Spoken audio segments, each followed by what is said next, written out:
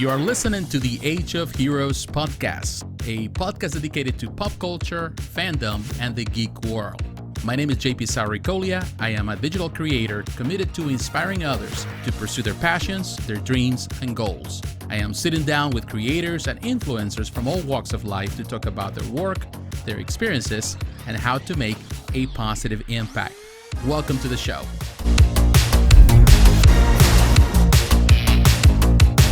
Hey guys, how you doing? JP Sarricolea here, and welcome again to another episode of Age of Heroes, this podcast. And I want to say to all of you, thank you very much. This is actually the season finale, and I'm so glad, I'm so excited for it. It's been a fantastic time. It's been a fantastic season. So many amazing guests, so many good friends that have come and participated in this podcast. And it's been amazing. Great conversations. You can go through all this conversation. People that are involved in the industry and collectibles, whether it's sculptors, painters, people who are directors, owners of companies. Also, we talk with collectors, with reviewers. It's been fantastic. And I'm grateful to every person who has participated in this season. But today is a great, to me, I'm excited. I'm really excited. I gotta be honest. I have a great friend, a person who I admire. I've been admiring for many, many years, which is Erick Sosa. Erick Sosa, I want to say thank you for taking my invitation to be here. This has been on the works for a long time. I got to tell you before I let him talk. Actually, I've been wanting to interview Erick for years and never had the opportunity. For some reason or another, I never really asked him. It was probably like 2 years ago when I'm asking, but because of a lot of situations that, you know, he's always busy. He's involved with his company, with other companies, doing a lot of projects. He's a busy person.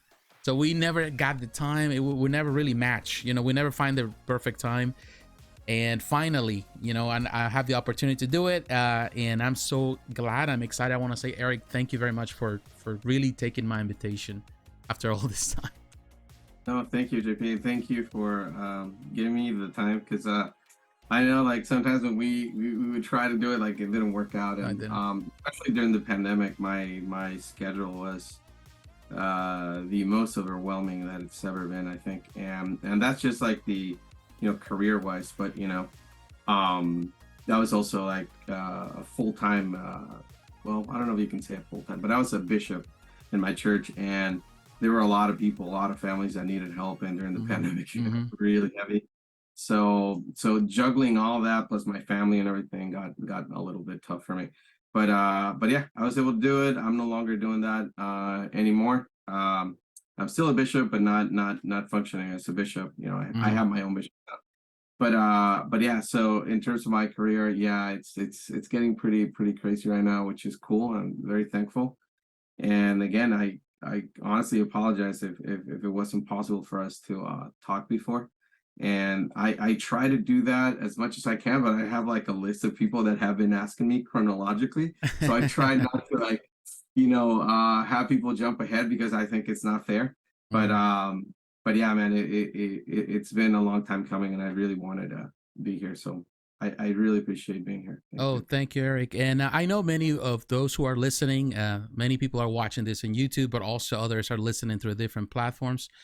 I want to say one thing. I would say that my main channel, which is JP Sarricolea Reviews, started, we just celebrated last year the 10th anniversary. It's been 10 years.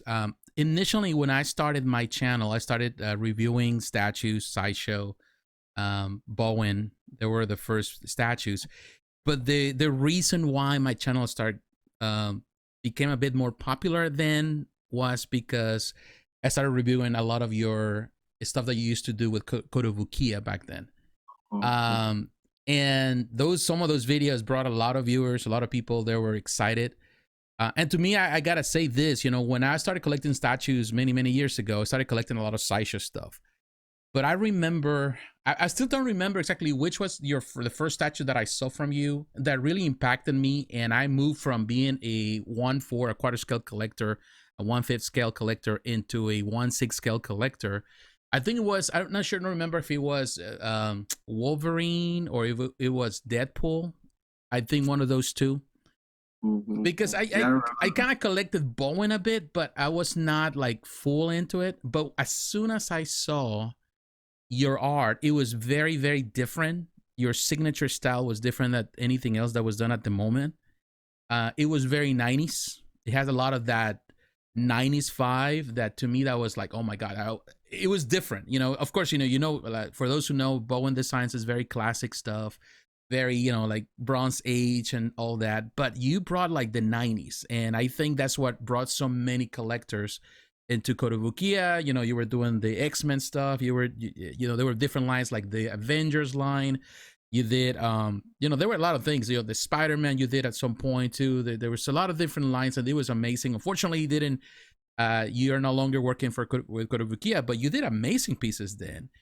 And I want to say thank you, because actually you brought so much joy. I still have some of those pieces, and I've always have fun with the stuff that you did. I've always been amazed at the work. Let me ask you this, and I know many people have asked you this question several times. How you got into this? I know it's a long story, but how you got into everything to become a statue or toy, statue maker, toy maker. How can you give us at least for those who are unfamiliar for the first time, I had never heard it. Yeah. I basically started, it was my dad that introduced me to drawing. At first, when I was a little kid, I was like, I don't know, 3 years old or something. And, I remember the first thing he drew was a Titanic ship. I remember that clearly. Although I don't really remember much of my childhood. I don't know if other people do, but I don't remember everything vividly. But I do remember that though. And then I started drawing. From that point on, I wouldn't stop. So I remember they would just buy me notebooks or paper, blank paper and crayons and, pencils and colored pencils and all that stuff.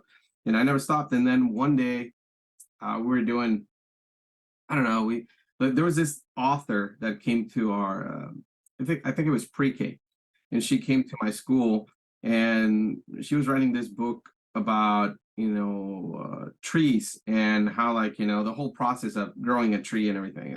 That's as much as I remember.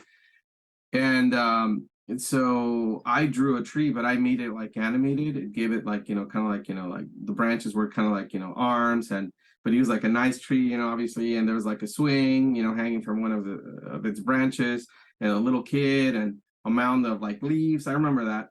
And I don't know what happened, but we all drew our own thing after she explained to us the process of growing a tree and everything. And my parents got a letter later on stating that if they were okay with me or my work being showcased in her book. I never got the book, because we moved and I never got to buy the book, or my parents never got to buy it. But I've always wondered what happened with that book. But anyway, so once that happened and I saw the feedback and I saw that they were pretty interested in my work, I was like, well, maybe one day I can earn a living doing this. Maybe there is a way, and I was just a little kid, but I was like, I want to do this when I grow up, In my mind, I wasn't thinking I'm gonna make money, or I was just thinking maybe I can basically be like that and take care of my family by doing what I love. I had no idea how what the career was like or anything, but anyway, so I kept doing it. And then maybe a year later at my new school, which was still pre-K, I think, this ceramics teacher came in, and she taught us about sculpting and ceramics, and the first thing I sculpted was a shark, white, because of the movie Jaws or something. And long story short, the first moment or the first time I touched clay, I just knew that I had to do that the rest of my life. I just knew it through and through. And I remember the other kids were doing I guess they were doing utensils or cups, but I was like, nah, man, I'm gonna make a monster. And that's what I did. And a lot of people know this, but that's what I like to do the most. I don't even really show it on my Instagram or social media. Every now and then I will, but I do a lot of monsters on my own free time. Yeah. So yeah, which I don't get a lot, but I have a folder full of creatures and everything, and I just love doing things from drawing from nature. So just lately I did a Venom, and people are reaching out to me saying oh dude, where do you get the idea to do the face? It looks very different. It looks alien. And I'm like, it's just a mix of everything that I've seen, like 80s movies, 90s movies, just like, behind the scenes on how they did like things like the Alien or whatever. Mm-hmm. So yeah, man, it's just been a fun ride, and that led to me doing that, like practicing every day. Like, I mean, every day I would sculpt. Mm-hmm. And it got to a point where my dad would just say, like, hey, Eric, you need to go out, you need to make friends, Yeah. go out and play. And I was like, I have a lot of friends. My friends love my stuff, and yeah, people go like, can you draw me this? Can you draw me that? And it was cool. So in that sense, I was kind of popular. But then as in my teenage years, I just kept doing like the stuff that I like, like the classics that, most people like, did, I guess.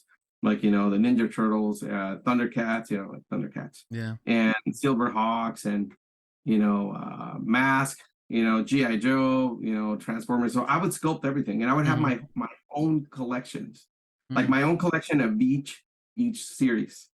So I wouldn't ask my parents like, oh, buy me a toy, because I didn't like the toys. I was like, the toys don't resemble the Japanese animation. So as you can see, a lot of my work is heavily influenced by Japanese animation. So I was like, nah, man, the faces just a match. So I would do my own thing. And anyway, so when I was 16, after trying for a few years in high school to get into, no, I think I was actually 17, trying to get into the ceramics class program that they had.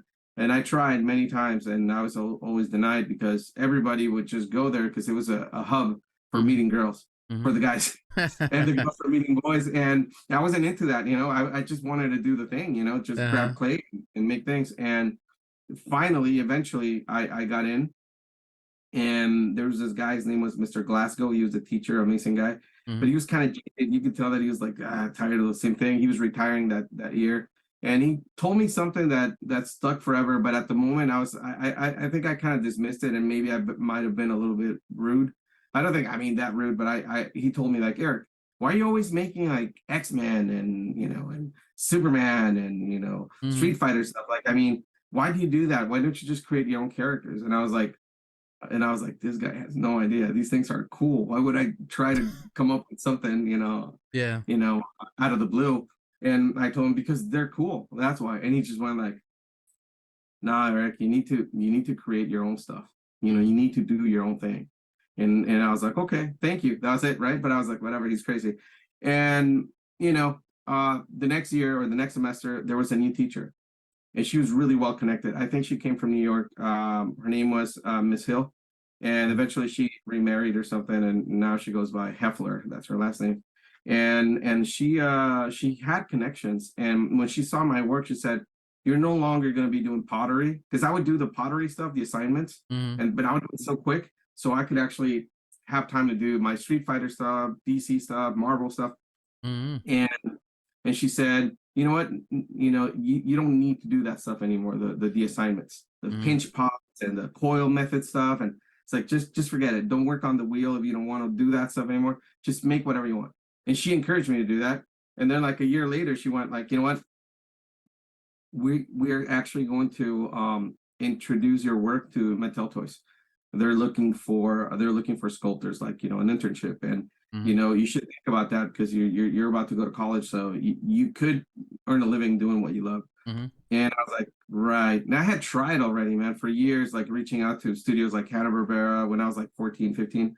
I even got to go into like, Hanna-Barbera and got a tour, because I lived in Hollywood. And they were like off Topanga, I think, was it Topanga?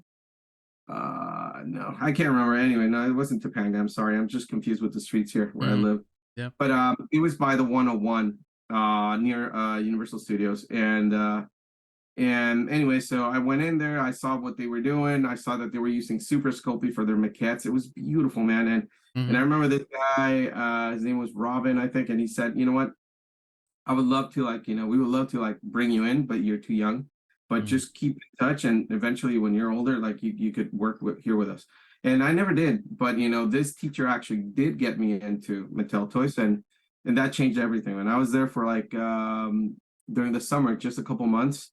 And then they liked my work so much, or rather not so much that my work was that good at all, but they just felt that I had this desire to sculpt, and that's what I wanted to do. So they probably thought like, well, this guy will be a great person to keep, and they asked me to stay another 4 months after summer vacation was over. They spoke to the school, and I think they had to talk to like LAUSD. I had no idea, but they did it in such a way where I had this opportunity to work on Mondays, and the rest of the week I'd be doing, my school thing, every day. And they'd be paying me as though I was like basically working every day, but I was there at Mattel only on Mondays. And I did that for 4 months. It was awesome. And then they offered me a full-time gig. But before they said, since you're graduating, you can go to college and you can go to Otis, or you can go to, not Otis, it was back then it was Pasadena Arts Center, or you can go to Cal Arts here in Valencia. This is near my home. So I live in the San Fernando Valley in California. And so anyway, so I was like, oh, that's exciting. And they said, oh, here's a list, check it out and choose whatever you want. And I was like, what, a list? And I checked it out. It was vehicles, like cars. And it was like brand new cars, and I was like, wow, this is cool. And it was like a list of maybe, I don't know, just a few models. And I'm like, well, what is this for? And they said, oh, you can have your own like company car, and you can take it to college and everything, just take care of it and everything. We'll give you more instructions. And I couldn't believe it. I was like, wow, so I'm getting a car. They're paying for my college. And then they said, also, when you graduate, you'll get a contract for 5 years. And then you're going to get a stipend for, being a student. So I was going to get like a salary to be a student. I was going to have money, man. I was going to be cool. I was not going to be a starving, student. So you were what, around 17 at that time, or 18? I was 17. I was 17, actually, 17 when I started at Mattel. And they basically said, yeah, so there it is, man. This is an opportunity of a lifetime. And back then, I had basically joined my church, and I really wanted to serve a full-time 2-year mission. So that's what I did. I actually have the name tag here. So I decided, I told them, like, this is great. I'm so excited. Thank you. And when I come back from my mission, like, we'll meet again and then we'll do this. And they said, no, wait, what? Like, yeah, I'm like, I'm going to go like somewhere, I don't know, it could be anywhere in the world. And I don't know where, but, I could be going to France, Mexico, Canada, maybe here in the United States. I have no idea. Maybe Japan, who knows? But but yeah, I want to do that for 2 years. And then I'm going to be doing community service and everything. And then I'll be back. And that's when things changed. That's when they said, no, you're not going to do that. We went through a process of weeding out all these people, and you were the one that stayed. So it's really not fair that you're basically saying that you're leaving. You have to do this. And they were pretty adamant about it. They weren't like, forceful, but they were just saying like, you really need to think about your future. And I said, yeah, but I gotta go on my mission. And they're like, no, your mission is to help yourself and your parents. And I was like, and but when I decide to do things, there's no power in the world that'll make me change your mind. It changed my mind. So I said, thank you, but I'm not. And they kept asking me, throughout the 6 months, like, wow, let's go. And I said no. In the end, the last week I was there, they just said, you know what, Eric, here's a recommendation letter. Thank you for your time. We wish you the best. Maybe come back, after you're done. But we cannot basically guarantee anything. Firm or guarantee that there's going to be a spot for you here. So what did your parents say about that? When in that, my parents were cool. My parents were really happy about that opportunity, but I think they were happier that I had a conviction that I wanted to do something, different than just. And honestly, if I could go back in time, I would just tell myself like, yeah, dude, do it. Just don't even deviate at all. And yeah, because those 2 years, like, I made amazing friends that we're still friends to this day, and I was able to learn a lot about being a better human. So that I cannot tell you how much that to this day still helps me with doing business. And I can walk into any room and I'll talk to the CEO of the company. I'll treat him just as nice as I'll treat the person at the entrance of the lobby. I'm not afraid of talking to people. So that's something that I lacked before, doing those 2 years in Mexico. And, and then I was able to, meet a friend, became, friends with him. And he basically years later introduced me to my wife. So, yeah. So I don't know, man. I just think that things happen for a reason. And, and then after that, I had to start again from scratch, like looking and everything. And I did go to Mattel, and the interview lasted like maybe seriously like 5 minutes. I went in there, I showed them my portfolio, and they were like, "Hey, Eric, how you been? How's everything?" Oh, and then I showed my portfolio, and they said, "Wow, you actually got better." And I was like, "Oh, thank you." And they said, "But like we told you, like someone else took your spot, and we're sorry." And it's a pleasure to see you again. Just keep going, and that's it. And they stood up and they left. I was like, "All right, take care, bye." And I was like, "Okay," and that was it. And anyway, years later, this is really funny. Years later, this guy by the name of Ian Richter, his assistant reached out to me, and I saw this email from DreamWorks Animation. And this lady goes like, "Oh, I'm writing to you on behalf of Ian Richter. He's the VP of animation at DreamWorks. Mr. Richter wants to know if you guys can meet and have like some hot cocoa or whatever, because it was winter, together or something, or just he wants to chat with you." And I was like, "What? Who is this guy?" Yeah. Like famous guy or whatever, and I'm like, yeah, but I don't know. That's so weird, And I was like, "Sure," and I was just checking the email that it was legit and everything, because sometimes you get a lot of weird things like that. And yeah, I had the meeting, and you know what happened, man? It's so weird. This guy Ian, he was the vice president of DreamWorks Animation. He was just below like Katzenberg and Spielberg. Wow. Yeah.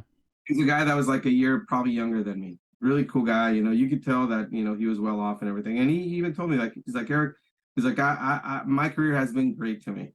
He's like, I have a home in Malibu. It's a nice place, and my career's been really good to me. But I want to tell you something, and that's the reason why you're here. And I'm like, "Yeah." It's like, "I envy you, dude." And I was like, "What?" He's like, I've been following you for years." He's like, ever since there were forums and everything, I started following you. I found out about you. I kept looking for you, trying to track you down. I want to know what became of the kid that took my spot at Mattel Toys when I actually was aiming to get into the art department. Wow. Really. And then he said, "And you know what happened? I got in at the same time you did, but I went to the tower," which was the executive, or the executive office. He's like, I went into business. I got an internship in business while you did what I wanted to do. It's like, you took my spot. I was like, wow. He's like, and I'm like, "I'm sorry, dude." And he's like, no. He's like, "Don't be sorry." He's like, I'm just, honestly, I have a little bit of envy that, you got in there, because that's what I wanted to do. And he showed me all the stuff. He was an artist, and he showed me all the stuff that he would do. And he would try to implement that into the process of the animation and everything. But he says, I don't get to do it as much as you can imagine. But he told me, he's like, "Eric," he's like, I would trade everything that I have to be able to do what you do. He's like, "Dude, you have no idea. Don't stop." And I was like, wow, that honestly, that was like amazing. Hey, yeah, it was a great motivator right there. Yeah, it blew my mind. And then as we were like, as I was showing him my portfolio, this guy, I just felt a tap on my shoulder. And he's like, "Hey, I know you're with Ian, but when you guys are done, you think we can talk a little bit?" And I was like, "Who's this guy?" I had no idea who he was. And then after everything was done, with this guy Ian, really cool guy, never heard of him again.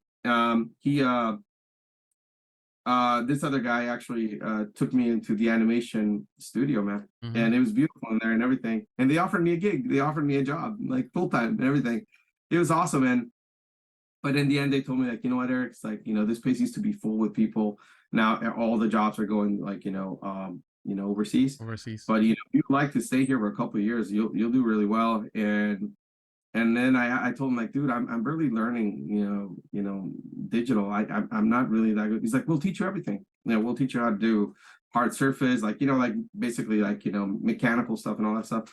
And you'll get better, man. But honestly, if we were you, you should just like keep doing what you're doing. I Mm-hmm. was like, really? It's like we follow you. It was so interesting, dude. Yes. I never heard of these guys, and they're like, top level animators, right? Yeah. But it just seemed like, they weren't pretty happy with what they were doing, because they were just like, once you're within a company, you're like just a cog, In the in machine. the machine. So, but yeah, the guy told me, like, you know what, dude, it's like, just keep doing what you're doing. That stuff you're doing with your own company, just keep doing that stuff. And I was like, oh, that's pretty cool.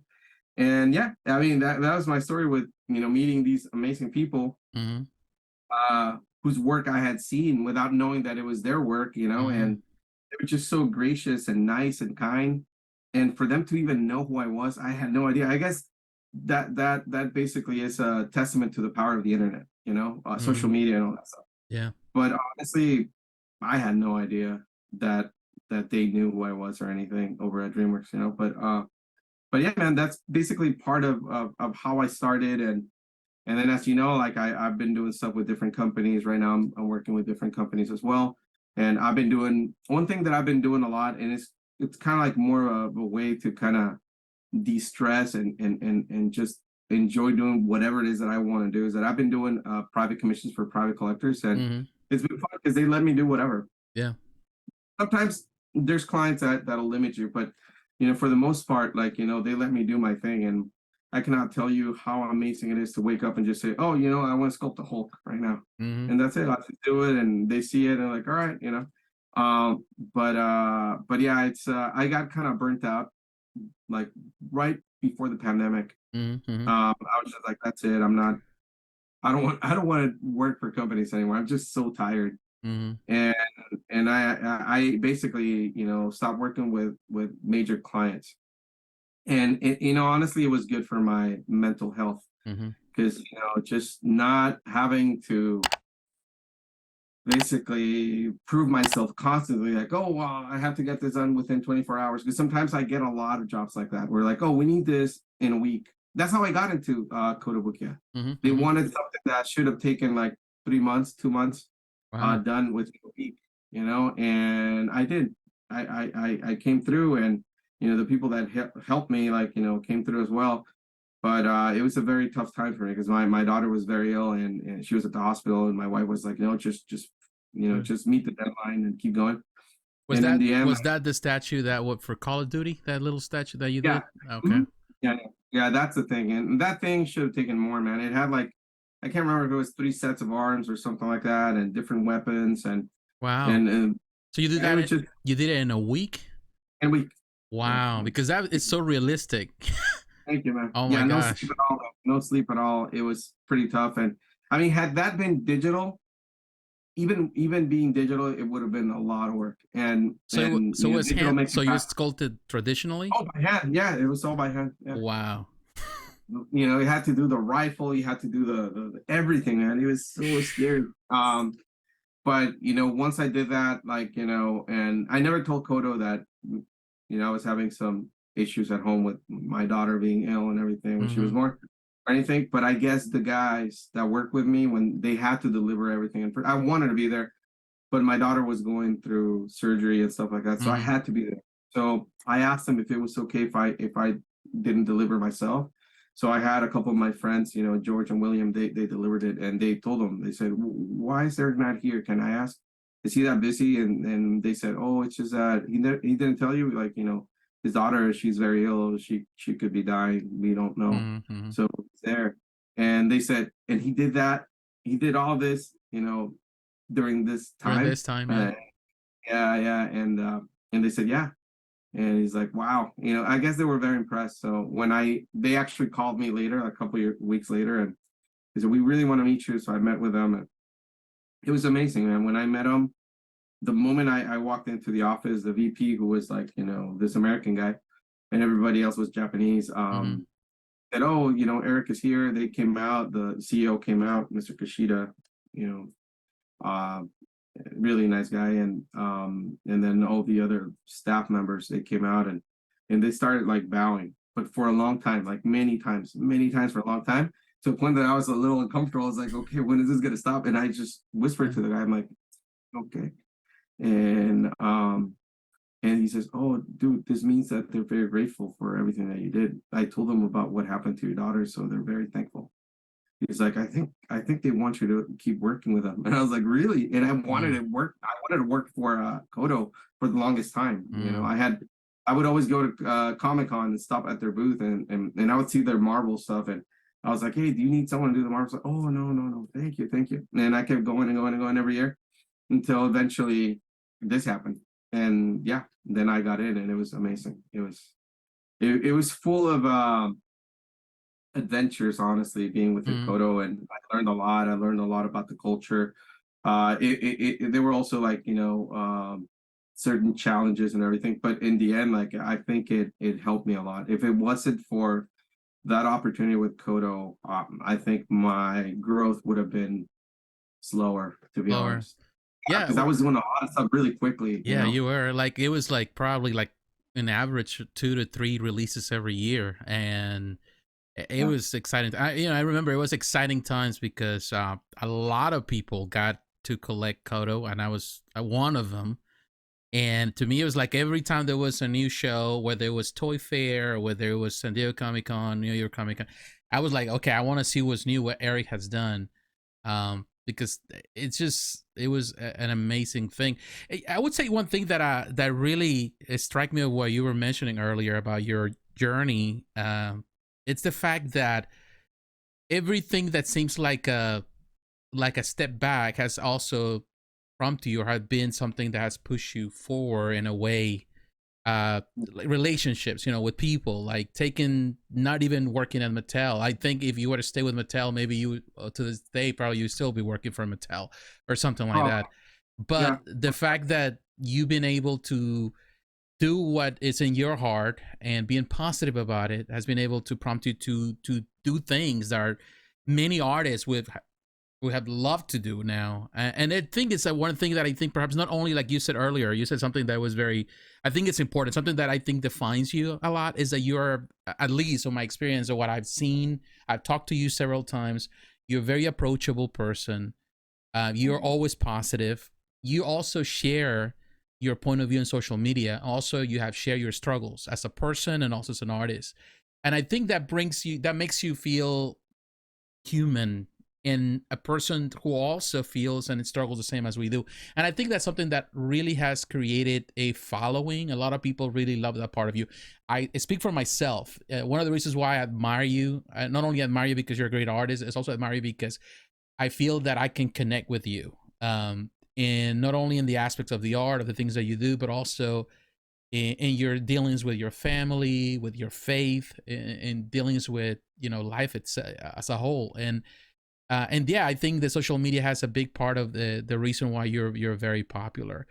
Do you think that that artists should involve themselves more into that aspect of sharing some of those, not only the highs but also the lows in social media? I honestly think most definitely, yeah. I mean, obviously, people don't get to see what goes on behind the scenes, but I'm usually listening to podcasts, audiobooks, because I don't get to actually read, right? So, so I'm always on this journey, or it's a nonstop journey since I started, since I can remember. My dad was the kind of person that always, basically inspired us to learn and get better and know more and whatever, and to be honest, like, I'm always looking into what it is that I can do to improve as an artist and also as a person, just be kinder, be nicer. We were speaking about that like before we started the interview, and just become more approachable. And to be honest, I think when you are just like yourself, I mean, you're not trying to be approachable because you have an end in sight, or there's like an ulterior motive. You truly just, that's something I learned when I was a missionary, is like you love people just for being who they are. You're not seeking to get something out of that interaction. You just want to serve people, you want to help people, you want to be happy, but you become happy by helping others. And there's no ulterior motive. It's not because, I want to get money out of you, or I want to get, advance in my career. I still keep in touch with people like James Marsano, who's an amazing sculptor and artist, and now he's like one of the main guys over at within his department over at that company. What's it called? It's a huge company. It's amazing. It's League of Legends with Riot Games. Yeah. Riot Games. Yeah. You know, and I keep in touch with him not because I'm expecting for him to hire me one day or something. Not even. It's just because he's my friend. I like him. He's cool. You know, and there's this guy, Aaron, that also works there, and Aaron is like an amazing sculptor, and you know, I follow his stuff and everything, and I'm in touch with these people not because I want something from them. It's just because I like them. I truly like people. So when people approach me, I always try to spend at least 1 or 2 hours a day out of my time to like answer questions. I do that every day. I either comment on my you know, basically whatever messages I post or pictures or something. I try to comment, and if I can't comment on everything because it's impossible, I at least try to add a little heart, you know, to their comments, you know. Because I believe, like, you know, if it wasn't for these people that are supporting my art or coming to see my stuff and at least giving me a like or something or leaving a comment, I wouldn't be here. I wouldn't be able to do what I love. So it's the least I can do for them. And when it comes to artists, like sometimes they approach me. I mean, not sometimes, constantly, almost every day. There's new up and coming artists that ask me like, "Hey, Erick," or even professionals that will ask me like, "Hey, Erick, how you do this?" Or I heard that, you know, you're working at this company. Do you know if there's any work for any other person? And then if it's something I can do and I can help, I will do what I can to help them, you know, and or teach people like I'll do what we're doing right now. With someone that'll approach me and go like, "Hey, Erick, you know, I want to know how you do that technique with the ZBrush material that makes your stuff look like it's an animated, you know, a character." And then I'll send them the link to the file, and you know, so they can download it and take the time to like show them. And why I do that?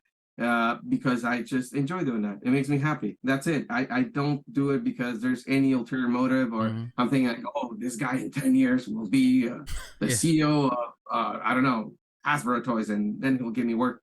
No, I just do it because I love it. I just enjoy doing that. I love that as much as I enjoy sculpting. So it's really weird. I cannot tell you, man, how many times for some weird reason, when I don't know where to go anymore, like sometimes, like, you know, because I've been a freelancer for like, since 2003, and I cannot tell you how many times I'm just sitting here and asking God, like, what am I going to do now? There's no more work, and all my other clients, everything stopped.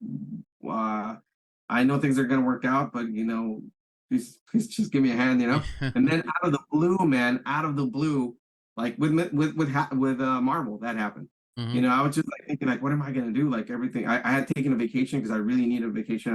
I went to, you know, I went on vacation with a friend, and then I came back, and then nothing, man. No emails, no messages, nothing, no answers to my queries about, like, you know, do you need something or anything, whatever. And things were slowing down. I was like, oh, this is scary. It kind of feels like 2008 all over again.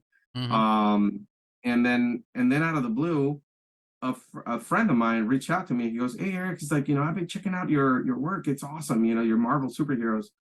He's like, "Would you like to work for Marvel Studios?" And I was like, "What?" I was like, "What?" Yeah. I was like, "Yeah, man. But what do you mean?" It was through Messenger. I'm like, "Yeah, man." Johnny, he's an amazing guy. And I told him like, "Yeah, Johnny, yeah, you know."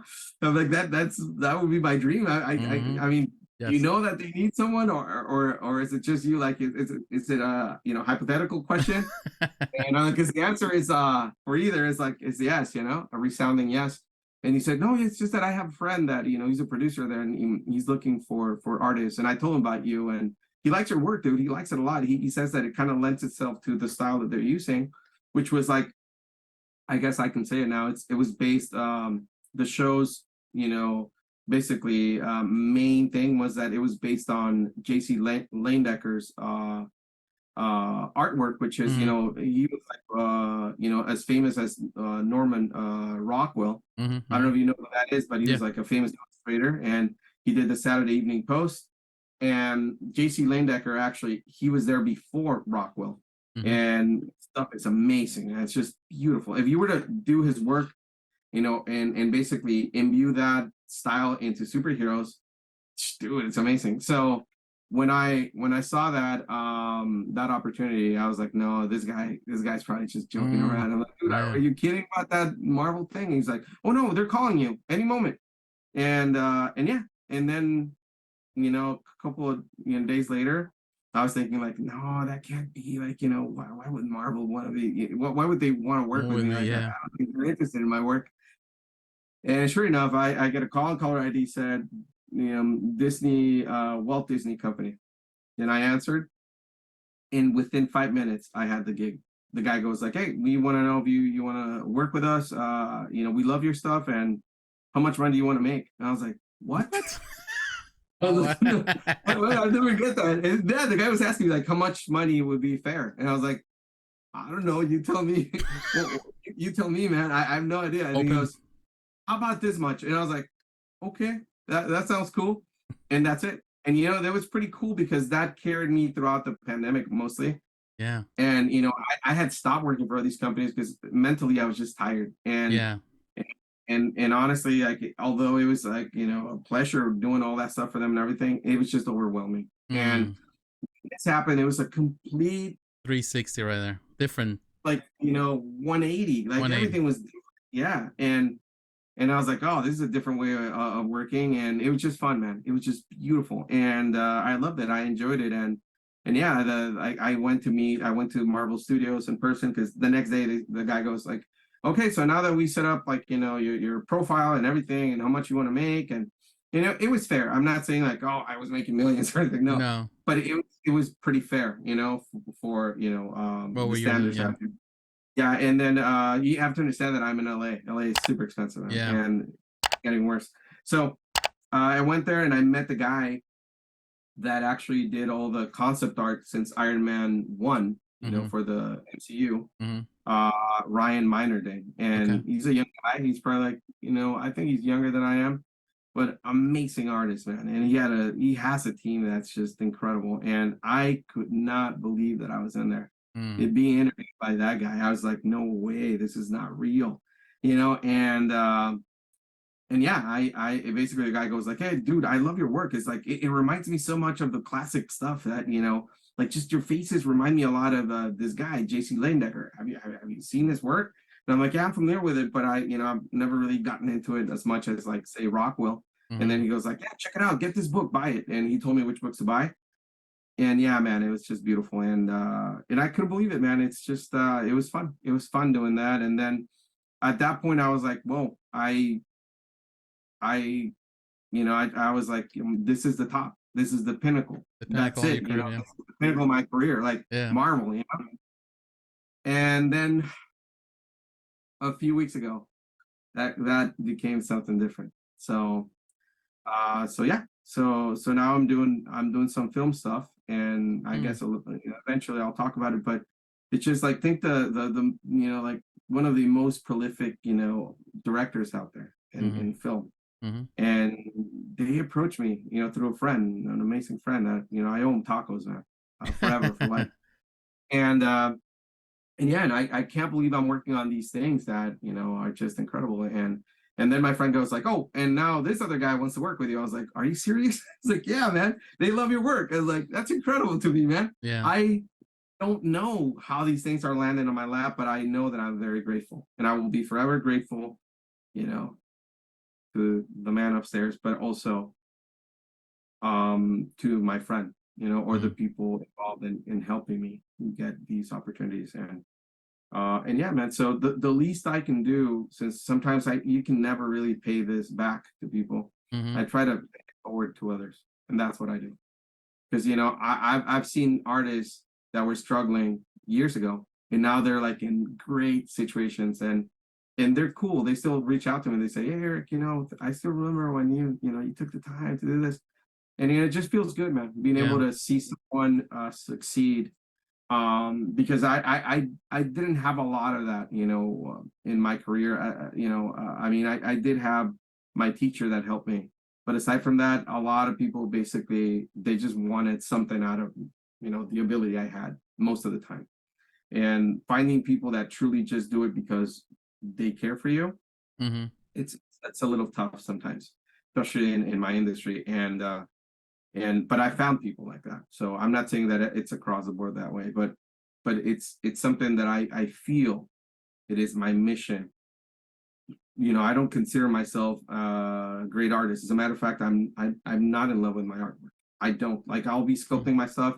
I'll finish it, and then I'll look back and I cringe. And I know this may sound weird to you, but to me, it makes me feel uncomfortable looking at my work.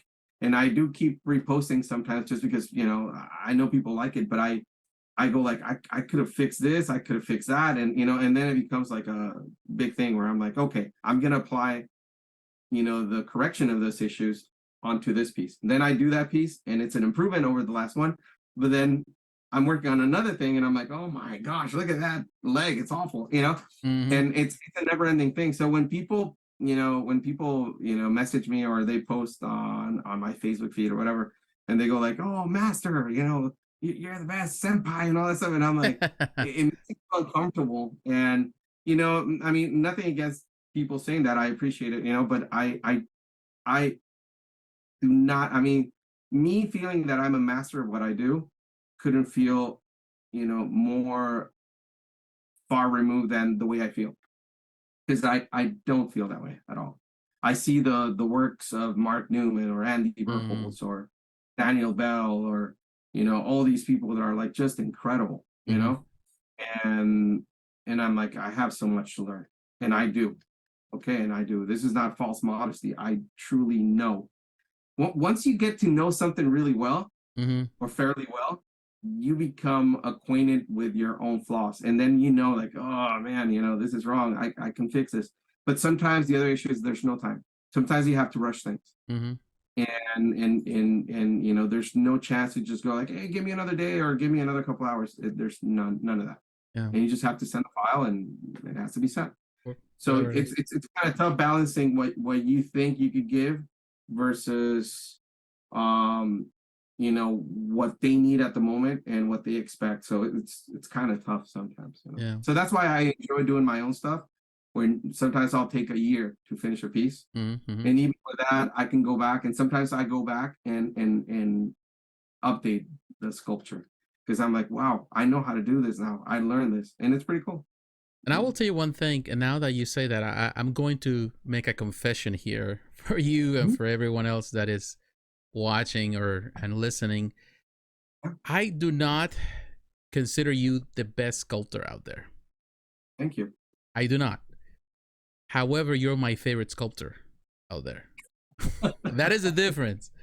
Thank you, man. Because there are artists out there, oh my God, that they're amazing. Like you mentioned some of the names here. Like they are so realistic. Like the sculpts are hyper realistic. They're like, they know anatomy like no one else's business. You're not anatomically correct. However, you capture the essence of these characters in a way that to me it's like so profound. I love them. I just love your characters. I just love them because I know they're not anatomically correct, but they just look like the pages of the comics. It's like when you comment, when people back in the day with comics, back in the 90s, when all these guys like Jim Lee and all them came out, there was that fight between about, oh, they're not anatomically correct. They're not this and they're not that.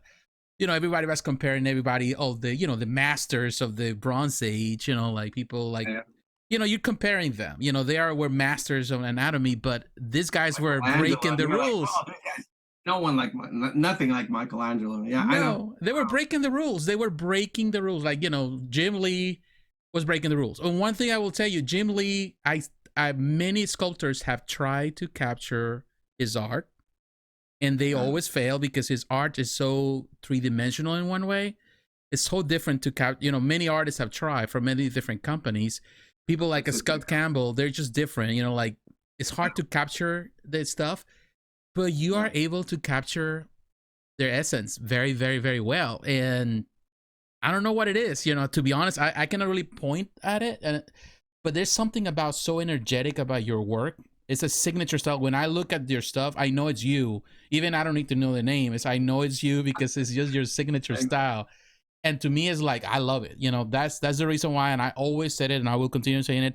you are my favorite sculptor. And yes, other sculptors are great and phenomenal, fantastic, and I love their work. There's so many fantastic art sculptors that I love, but I'm just in love with your style, even though I know it's not the perfect or the best or the most anatomically correct. It's not anatomically correct. I know. You want to know something? I'll tell you something. I could sculpt something like this perfectly. Like I can catch it, in movement and whatever I can. I can do, I don't know if you ever saw my stuff, but I can do like, portraits that are like, likenesses that I've that seen look those. just like a person. I can do that. Now the thing is that portraits, I enjoy doing realistic portraits. Anatomy, I find it boring. Like matching anatomy, inch by inch, like, to say like whatever bodybuilder. It's cool and everything, but that's not fun to me. So I believe this is my personal thing, and this is not, something that people should think, oh, that's the way it should be. But I believe art should basically be impactful. Art should be like, if you're sculpting a character that's, about to punch someone, just break the arm, just literally break it. And just sometimes when I would do things by hand, I would just break the armature and just break it and just like bring it back where, where you can't do that in real life. No. But when you do it in 3D and in a sculpt, it looks amazing. And that's what I like to do. I don't like to do biceps just normal way, or as like my deltoids. It's not that I don't know how to do real anatomy. I just choose to exaggerate everything. Everything. The that makes sense. Of the muscle, length, or the volume, or just like the expression. So basically, I'll grab something like this, and the character is screaming, right? And he's screaming. So this is a skull. So this would be a normal scream, but this is what I do. I'll do something like that. And you're like, that's dislocated. But yeah, make it happen. Just make it work. That's what I do. I've learned throughout the years, I've learned the rules, like the rules of anatomy. And then what I do is that I basically push break the limit them or bend them. That's the reason why a lot of people ask me, like, oh, so why the avatar of Neo always? Because I relate with the character. He breaks the rules. He knows the rules. He needs to learn the rules first. Because see, that's the thing, and it's just something that I share with people when they're learning how to do like sculpting or drawing or something. I just tell them, like, learn the basics of anatomy. Learn where everything goes, and then like a lot of my stuff, dude, doesn't follow the canon of the 8 heads, or it doesn't follow the canon of, like, the pelvic bone where the belt is. Sometimes I elongate the torso, and people go like, whoa, his belt should be here, not up here. I don't care. I just think it's more interesting, and that's what I do. But it's not that I'm not aware of where things should go. It's just that I choose to exaggerate things, and I know that's not everybody's cup of tea. People think like, oh wow, Eric stuff is like deformed. It is. I do it on purpose. On purpose. I choose to. But many times I've done stuff behind the scenes, like stuff that I don't really get to show, where the stuff has to be like anatomically correct. Like, basically all the features have to be more human-like, so, or more realistic. And yeah, I've done tons of those projects, but a lot of stuff that people don't know that I do is like, I've done a lot of like, Disney stuff that I don't show in my portfolio. I've done a lot of like, purses or shoes for Barbie, or Barbie heads, or, I even did like, the Governator's, the Arnold Schwarzenegger's wife, Maria Shriver. I sculpted her for Mattel as a Barbie. So it was pretty tough matching her features to something that's so subtle, and and she's obviously human, and she's got really great, real great, bone structure. So I had to like match that with the subtlety of a Barbie. And that is very tough. What's easier? It's easier to sculpt like a Hulk than to sculpt like something like that. So when I started at Mattel, they have like the best, like, sculptors worldwide. They have people from China, they have people from the UK, they have people from just different places, right? And I would ask them, like every day, I'm like, so what should I focus on? Which style should I focus on? And they said, learn everything. Don't get stuck with one style. Because if you can learn to do Barbie faces or female faces, and you can do baby faces. Mm-hmm. If you can do males, if you can do, realistic or stylized or animated stuff, Mm-hmm. if you can do all that, then you can get most of the jobs that are thrown at you. Mm-hmm. And throughout the years, it's been that way. Mm-hmm. So I'm able to do, like, I can't show you right now because she's all the way up there, but I have this Cinderella that I did, Mm-hmm. and it looks pretty cool. And you wouldn't think like, oh, Eric can do Cinderella. Like, yeah, I can. But because at the moment, that's what they needed, But Mm-hmm. it's basically a choice. Like doing the stuff that I do and the way I do stuff, like, like if you look at these guys over here, Uh-huh. that's just a choice. It's just a stylistic choice. But if they wanted me to do something more serious, which has happened many times, then I can do it. But I choose not to. I don't think it's as fun. Okay. That's it. I'm crazy, man. I'm sorry. It's just, It's not like, it's fun. if I did something like, say, this skull, I can replicate the skull, and I do practice stuff almost every other day. I practice like doing different things or different styles, so I don't forget. And I can do this skull and match it. Look. But I also have skulls that I can show you that are completely stylized and crazy looking, elongated like jaws, and just crazy stuff. And that's something that I don't show, but it's just it keeps me on my toes. Like I keep practicing realism. Mm-hmm. So just reviewing the ground rules of anatomy, and then I look at other people's work and I'm like, oh wow, the way that guy does knuckles, it's incredible. And then I study that and I sculpt it and replicate it, and then I make it my own.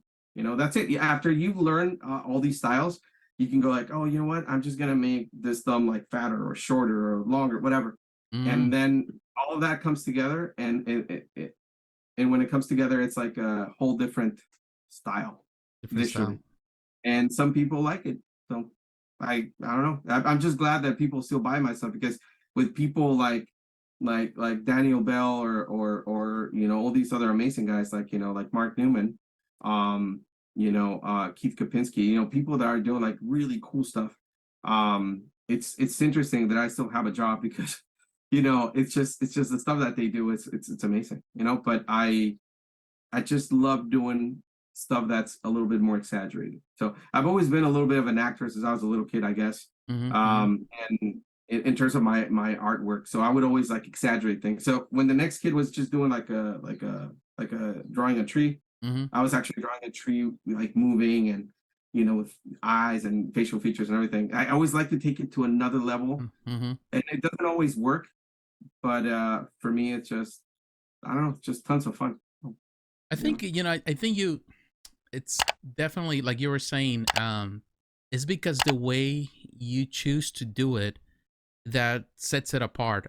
Because like for example, you're talking about Bale, and he's a phenomenal sculptor, and I love what he does, but he has never captivated me. And I'm not saying this because I don't admire his work. I think he's fantastic. I don't know, and everybody has their own thing, style that they like. But what I think is also part of the work that he has done, of course, with Sideshow.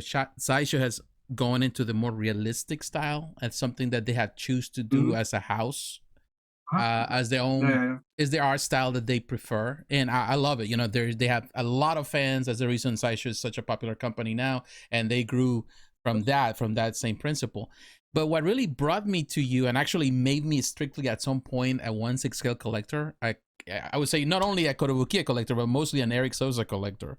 That was it. It was because you capture the essence of what I remember of comics. Reading in the 90s, the comics from the X-Men. It was just such a weight. I felt that you knew. It's like you translated the pages of the comics into your work in a way that I felt the connection, and I still do. That's actually what I was doing, man, all the time. That's what I do. I'm a huge like 90s comics guy, and I look back into that constantly. I have tons of files. Just, how did Mark Silvestri do like eyes when they were squinting, or how did like Lee do like action poses, and I try to emulate that constantly. And I actually had the chance to work with him, and I learned how he did certain things, and that kind of gave me, I guess, like an edge in terms of how he does certain features of the face and certain areas and everything. And honestly, I worked with his painter, his no, not painter, but the the guy that does all the color for his comics, Colors, the yeah. digital. Yeah, Alex Colorist. Sinclair. Okay. Years ago, yeah, colorist, yeah, and he gave me a lot of tips. Like, oh, well, when Jim does this, he does this and this, and like this is cool, but just exaggerate a little bit more. Exaggerate this, exaggerate that, and I was like, wow. I was like, all right, and yeah, and then I was like, okay, he said that I should exaggerate, so I just kept going. But yeah. Yeah, because like when you look at back, you are technically applying the rule or the technique that was, I think, made famous by Jack Kirby. He is the one. He's the, as many consider, the father of modern comics, and it's because when you look back at his golden age stuff, it's more more traditional. There were a lot of artists doing kind of the same traditional style, but it was later in his career when he started to dive into breaking the mold or breaking the making things more exaggerated, making things a little chubbier, bending the rules, right? Yeah. Breaking the rules. I guess he was more seasoned, and at that point, maybe he didn't care to please anyone. He knew who he was, and he was like, you know what? I'm just gonna do what I like, and that's it. I'm pretty sure because you can tell he was enjoying it. And yeah, Jack Kirby is someone that I look to when it comes to like poses and things like that. His style is so dynamic. It might not look realistic, but it's just so cool. And it is. I try to implement all those things like like a pinch of Jim Lee, a pinch of Kirby, a pinch of Simon Bisley when I do my muscles. So the way I think is like when I do my stuff is basically, a lot of people ask me, it's like I think of the silhouette and I'm like, okay, which artist do I want to match in terms of silhouette? Sometimes it's Jim Lee. Sometimes it's just like something based on, say Capcom versus, Marvel versus Capcom or something. So the silhouette, or Thundercats, and the silhouette is all there. The features are all there that are reminiscent of the cartoon, for example. But then within those lines, I push things and I start doing things, and and everything just pushed. Like I could mix basically the Thundercat style with Simon Bisley and Jim Lee, and the result would be really cool. And that's what I do. And then eventually it became something more of a like my style. But it's like I have different recipes for things, and then I use the like a certain recipe where sometimes there's more of a dash of Jim Lee or a more of a flavor of like Jack Kirby or whatever, man, or Shiflett Brothers. Those guys are amazing. Yeah. Their stuff is just so dynamic without even moving. It could be a static character, and they'll make it so it looks like it's alive. Yes. So I borrow that stuff, and I'm like, I'm gonna borrow a little bit of this, a little bit of that, and then I'm like, okay, and this is now my choice, my style choice. This, and then that's it. And then it comes out looking the way it does. But it's just something that you develop. Like you develop a style by basically practicing, maybe just imitating certain styles, and then eventually certain tiny elements, certain slivers of certain styles like become a part of you. And then when you show your work, it's like, oh, that's it, I recognize that. Like if you look at my work, most of my characters, they have like the sternocleidomastoid, the muscle that runs from behind you into your right in between the clavicle into the sternum. It's kind of like more like like the way they did it in the 90s, like the way they more drew pronounced, like more pronounced, much more pronounced, or like a V shape. Something like this character is completely like hidden basically behind the jawline, behind the ear, and I don't do that. I just love that because I learned that from Japanese anime. Oh yeah. Ninja Scroll or Street Fighter, the animated movie, or whatever, man. It's just like all that stuff, 90s video games like, SNK and King of Fighters and all that stuff, Street Fighter. So I basically, my art is a mix of all that stuff that I loved in the 90s. I think one thing that you're saying, and it's true, and one thing that I think I totally relate with you, because I grew up in Mexico. I live in Mexico. I went to school in Mexico. I came, been living in America most of my life, but I went to school in Mexico. So I have the one thing that in Mexico we had a lot, and I'm sure you experienced that on, because you were traveling constantly because you have family there. It's how big, anime is in Mexico. And oh yeah. It's huge, like, and not only that. I lived in Mexico for a few years, and yeah, man, like Mass in Jersey was like a big deal. The intros for like, for like American cartoons like Thundercats, Silverhawks, like Mask, they were all done by this Korean studio, and they had heavy anime influence. So yeah, man, that's why like in Mexico, people are so imbued with anime throughout the culture, and that's amazing. I love that. Yeah, and one thing that like a lot of people don't realize that a lot of the shows that we even watch in the 80s that we're watching in America, most of them were actually drawn by Japanese studios, for American companies, for American studio. Well, they were for American companies that they were actually airing it on American TV, but actually that was Japanese people doing those. When you talk about the G.I. Joe, you're talking about Ghostbusters, you're talking about all of that, and that was the best animation of the 80s was produced in Yeah, Asia. yeah, And exactly. it's such a dynamic, anime and manga are so dynamic, and that dynamic, the dynamic poses, all of that they do, of course, is something that we're now seeing very reflected in a lot of things that we see here in America now. Some of the TV you mentioned, some of the movies like you mentioned recently with the Neo, with the Matrix, all of that, of course, based on Japanese manga, all of that, which has Yeah, yeah, a yeah. powerful Always love influence. those. Yeah, so it's Yeah, just yeah. it's what this is the thing. Like you connect with so many things that I connect with, and like right now, of course, you have for those who are not watching but listening, he has a T-shirt right now of the Thundercats, and I can see the Super Seven Thunder Tank in the background. You're a big Thundercats fan. I am a big Thundercats fan, and I know for years, I know you've been wanting to produce this statues with that style, with your style. Well, I've been I wanting can tell that. you something. I have something to tell you. Right now, I'm working, and I can talk about it. It's fine. I'm working with a company that actually owns the license for DC stuff, and also it seems Thundercats, from what I've heard like, just a few days from them. So it seems like that may become a reality. I Oh don't wow. know, but they said I think we can do it. So I'll let you know. I'll keep you posted. But if that happens, you'll be the first to know. Yeah, And crossing my fingers now. I've been I told one. the guys like I would do that for free, man. Just tell me and it's Yeah. yours. I can build the models. But yeah, it's something that I've been pursuing for the longest time. I even had the license at some point. For some weird technical legal reason, I couldn't use the names for the mutants, for the bad guys. Mm. And I was like, I can't market this without the name. They said you just can't do that. When I got that email, I was very concerned. I was like, well, I'm paying for the license. How come I can't do it? And then eventually I saw their companies like basically using the name. So I was like, why? Why can they and I can't? And I asked, and that answer never came. Mm. And eventually I ran out of time in terms of the license. So I never got to do Thundercats, but I wanted to so badly. But it was just not possible to market them without the name, the actual name.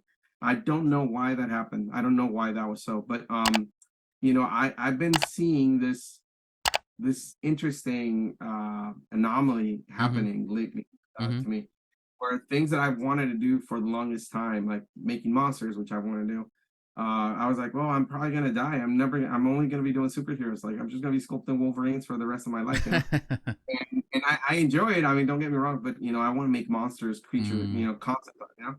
And it's interesting, but now it's something that I'm actually doing. So I don't know how it landed on my lap, but I'm just thankful, and being able to basically work on Thundercats, Mm-hmm. finally, that's a dream come true. If that happens, it's gonna be awesome. So Yeah, I'm sure. This is I one thing that because you mentioned you have worked with a lot of amazing franchises, of course, with Marvel. You have done stuff for DC. You of course stuff. What trying to remember. You have a lot of several things. Is there a franchise that, besides of course Thundercats that you just mentioned, any other franchises that you would love to produce at some point, whether it's yeah, with a company or what franchises would you love to produce?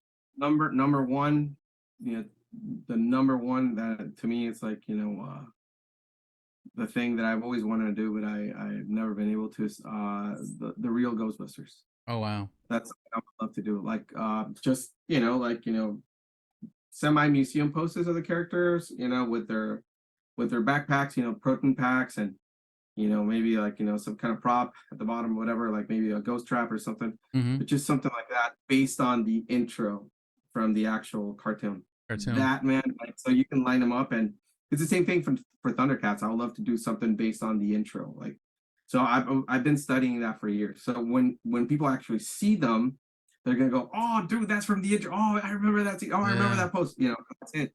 And I know no one's done that, and I don't understand why, man. It's so sad. And when it's been done, and this is not me attacking anybody or anything, but it's been done in a way where I feel sometimes companies think, or we tend to think that we know better than the fans. And the truth is that you know, just give them what they like. You know, they want something that's reminiscent of the same style that they used to watch.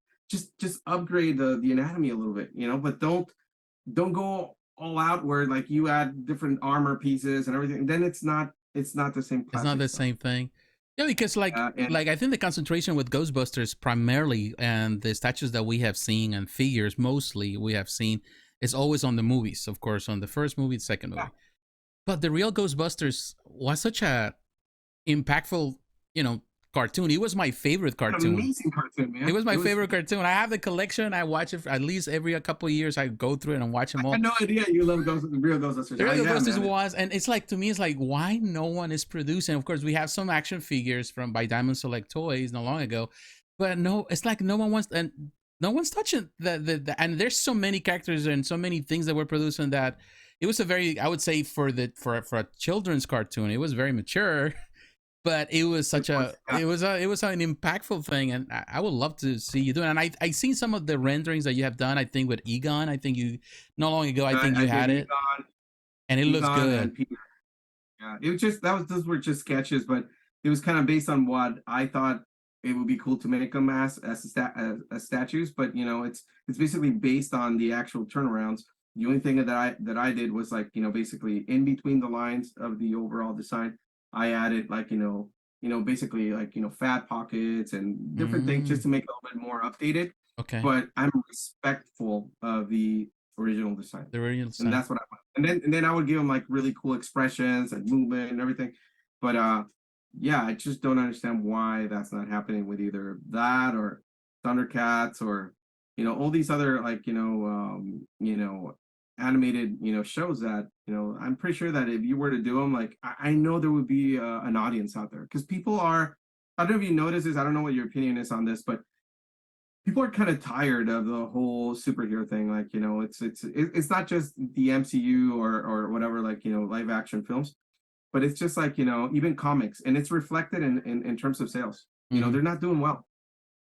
And I think that is because people are not really, we're not really giving them, or companies are not really giving them what people are seeking for.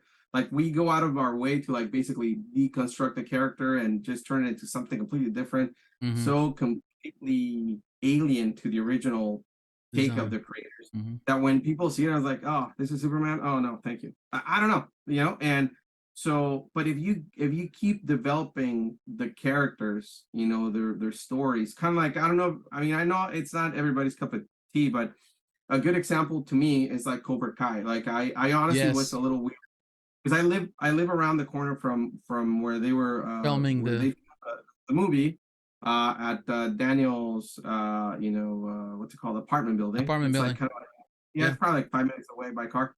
And basically I saw that they were interviewing Ralph Macchio and the other guy, William Sapka, it's his name. I Yes, can't remember. something like that. Yeah. Yeah, and they were interviewing them and everything. I was like, oh, what's going on? And that was it. And then next thing you know, like Cobra Kai, and I was a little weary about it. I was like, oh, I wonder if they're gonna mess it up or I honestly, for the most part, I think they've done a great Yeah. job, and that's what I think we need to do. That's the formula. Like you take the foundation or the core of the series or the Mm-hmm. characters and everything, and you just develop like as from a perspective of a fan without basically destroying everything that you know about those characters, Mm-hmm. without betraying what the original creators intended for the characters. And I think if there's a way to do it in a Respectful way way. that'll respectful and also break new grounds in terms of like finding new adventures or developing the characters and everything. And I think you can do the same thing with statues. Like yeah, you can upgrade certain things, but just don't take it so far where it's almost unrecognizable in terms of the design, right? Yeah, I think Because so. we're not. Like you Yeah, were go ahead. saying one thing that and I think you're correct on this one because I even see it reflected in the statues right now. It seems that companies are there are two things that are happening right now, or they are just repeating the same concept over and over and over and over again to the point that there's nothing new or exciting anymore, or they're just going too far to the left to the point where, like you said, they add so much stuff that actually you're not recognizing the character. I think there has to be a balance, going back to basics, but also, you have to expand or push a little more, but you have to still keep the essence of that character. And I feel that, unfortunately, I've seen a lot of people. I think the biggest complaint that a lot of collectors have nowadays, it's not that there's not an abundance of products, because now there's more products than ever. There's so many companies out there producing so many different characters. In so many ways, the same characters, there's the same, there's like, if there's a Batman, there's probably like 10, 20 Batmans on pre-order right now. But in some way, they're not, like, to me, they're just all kind of from the same. They're cut the same way, they're built the same way. There's nothing refreshing about it. And at the same time, or it's too far to extreme that it doesn't feel Batman to me. And of course, there's so many, I think everybody's jaded of Batman.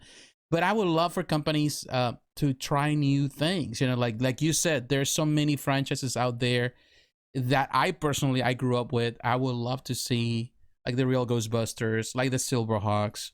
I don't know. There's so many other things that I would love to see in a statue form. Like the dinosaurs, things like that. There was a lot of kind of obscure shows growing up, but I would love it. Yesterday, man, but yeah. I was wearing my dinosaurs t-shirt the other day. But yeah, man, it's I get you. I think it could be done, to be honest. And another thing is that I've seen is that sometimes companies kind of copy each other, or rather, there's certain companies that don't copy anyone else. They just do their thing.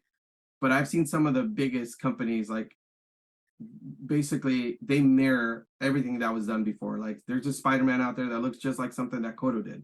And then there's like this Hulk that company did that looks a lot like something Bowen did. Mm-hmm. And it's like a consistent thing. And I think people are, at some point, people are like, dude, this is just the same thing. It's the same thing, only like it's upgraded, and better anatomy and everything, better paints and or paint work, whatever, and paint apps. But it's the same thing. It's the same thing. It's like, I already have this Bowen, whatever Scorpion, and now you're doing another Scorpion that it looks just like this, but it's only updated or upgraded a little bit, and that's fine. But you can't keep doing that, because eventually, you're going to suffer in terms of, like, pre-orders. And that's what's happening across the board right now. As we speak, pre-orders are not what they used to be. That's right. So a lot of these companies, especially the ones that have a huge overhead, are in pain. I talk to the factories all the time, and they tell me, like, yeah, man, it's like, it's slowing down. People are not buying as much as before. And it's a combination. Granted, it's a combination of things. It's not just, because people are bored of the same thing or the same poses, whatever, but it's also like, the economy and things like that going on. But I think you're right. If companies were more, a little bit more creative in terms of giving people what they wanted, and upgrading things a little bit, but without going too extreme, I think they would have a better following in terms of sales and stuff like that. But then again, I'm just saying that, but someone could be listening to me and say, like, oh, well, yeah, whatever, you don't know anything. But I'm just saying that I do kind of talk to a lot of people that collect, and they give me their feedback. And one of the things I always hear is that it's overly saturated. It is. The market is like, there's new company. There's going to be another company coming out next week, and then another two next month. And it's like that, and everybody wants to do Marvel, everybody wants to do DC, and and it's getting to a point where people are like, it's kind of pointless to collect. It's all too similar. But I think there's IPs out there that could probably do well. But then again, maybe I'm just wrong. Maybe there's really not that much in terms of sales, and people they don't want to risk it. It's kind of like Hollywood. It's a micro, reflection of what's going on in Hollywood. Like, you look at Hollywood, like, where people are always complaining that there's no new movies or different type of movies or like original movies, right? It's always remakes, and that's it. Think about it. It's the same thing happening in the statue industry. That's true. It's like, I can show you, I can send you pictures so you can see, and you tell me what you think. When I show you all these statues and all these statues that were done prior to those, and they're the same thing. They're just mirrored. Like, what? Why? So it's almost like they're saying, like, oh, this is the easy way. Let's just copy what Koto or Bowen or this other Hasbro or whatever Toy Biz did, a few years back. and that's okay, but why not just hire a good concept artist and just do something different, you know, and try to stay true to the core look of the character. I don't know. Maybe I'm just wrong, but then again, there's a lot of competition. There's a lot of other companies like, you know, trying to get a piece of that cake, but that cake or the slices are becoming paper thin. You see? Yeah. Because more and more companies are getting. It used to be that licensors would give the license to only to a few sectors of the planet. Mm-hmm. You know, few companies. You know, okay, you have this you know, basically territory, and you know you cannot go into this territory. But now it's like it's almost like it doesn't matter anymore, and that's creating chaos. I see. And that's why you have all these new things coming out that are kind of similar. And it's the same thing that happens in Hollywood. Mm-hmm. Like, you know, you'll see like a movie. Remember in the 90s, like there was like, you know, like Volcano, you know, Mm-hmm. and then there was another movie that was kind of like it. And then there was like, you know, that movie with, you know, with the asteroid, whatever. I can't remember right now. Yeah, there were a lot of similar movies. Yeah. Yeah. And then there's another one, you know, like same thing, you know, and yeah, when we had Pearl Harbor, and then there was like 20 movies that they were all yeah, and even the posters are way too similar, man. It's like, what, you know? Why don't you just hire Drew Struzan? That guy used to do like amazing, iconic posters, but then that was over with. But yeah, it's I think that's what's happening. And you know, I know that there's no company watching this and they're gonna say, like, you know, I mean, it could be, but I'm just saying they're not gonna go, oh yeah, he's right, let's do this. You know, there's a lot of factors. Yes. There's a lot of factors. Sometimes the fans, we want this done because we love it. But the truth, I'm telling you, you know, when you do the sales projection, it's not good. It's not People are not gonna buy it. And then so the reason why you keep seeing, you know, like 20 Spider-Mans coming out of the same company in the, you know, past like say 10 years, is because that's what sells. The reason why you don't see like characters like say Scorpion a lot or say I don't know, the Blob, or you know, characters from the Brotherhood or something of you know, of mutants, is because those don't sell. People want Cyclops, people want, you know, what's her name, Phoenix, they want, you know, Wolverine. That's it. Yeah. They want Venom, Carnage, and Spider-Man. That's it. And you give them like, you know, something else like the Prowler or something. Or the Shocker. Nah. Yeah, the Shocker, like, no. So, and people go like, why don't you make C-lister characters? But you're not gonna buy them. So, you know, we have to stay in business. So that's right. So that's a main reason why companies do what they do. It's like, I'm pretty sure I've worked with companies that want to do like different things, but when they see the sales projections, and I don't truly know how they get that info, but it's like, I'm pretty sure like they have someone asking like people or posting on forums. And when they see no reaction, they're like, oh, okay. Or they'll post something and there's not that many likes, and they're like, oh, okay, this is not going to be good. Okay. I think one other thing that I also that I admire about you over the years is I've been following social media for a long time now, but it's you always share some of that. You make you bring the conversation in reference to the things that are part of the industry. You're always talking about things that sometimes are controversial, that people don't want to talk about, or the things that people are one-sided with their opinion, but you always bring those to the forefront every time there's a comment, and I can see that creates a reaction. A lot of artists talking, you know, there's a lot of back and forth.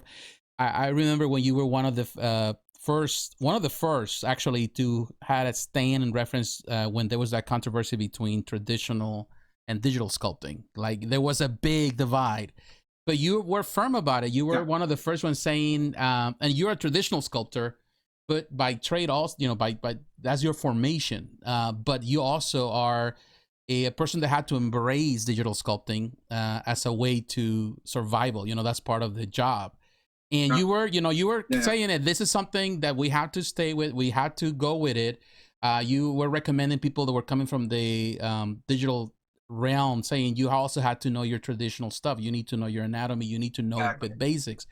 But you were one of the first defenders, and I remember that conversation. I remember that post, and you know, voila, you know, you technically were a prophet. You know, people were saying that wasn't the case, but now this is what it is. You know, digital sculpting. I would tell them like, guys, there's gonna come a point where machines are gonna be so good and so cheap that everybody's gonna be able to afford like a 3D printer, And basically you're just going to go to a website and you're going to be able to buy all these models that you can print and they'll be cheap. And everybody was like, no, that's not going to happen. And just go on Patreon. That's what people do. Because, you know, it's not that I'm a prophet or anything. It's just that I like to like put things together as I talk to many people. And it's the same thing I do when, like I said, when I do my sculpts, I just basically reference a lot of different artists and get a little bit of this and that. And then I form a picture in my mind of what I want. And then I put it out there. It might not always be exactly what I see in my mind's eye, but it's the same thing when it comes to these things. I kind of like, I would tell my wife, like, you know, in 10 years time, there's not going to be a lot of work just working off the collectibles industry. I told her this was in 2010, and she's like, "No, there's always going to be a lot of work. You're doing great. You know, you don't have to worry about that." I'm like, "Trust me, there's going to be more and more people learning digital, and they're going to get really good at it to the point where it's going to be overly saturated." She's like, "I don't think so." That's what we're going through. That's what we're going through, yeah. And I just have this thing where I can just sense certain things, and it's the same thing with AI nowadays. People are freaking out. But I feel that we shouldn't worry about it so much. I mean, I do worry about to the artist a lot. I do, but I know.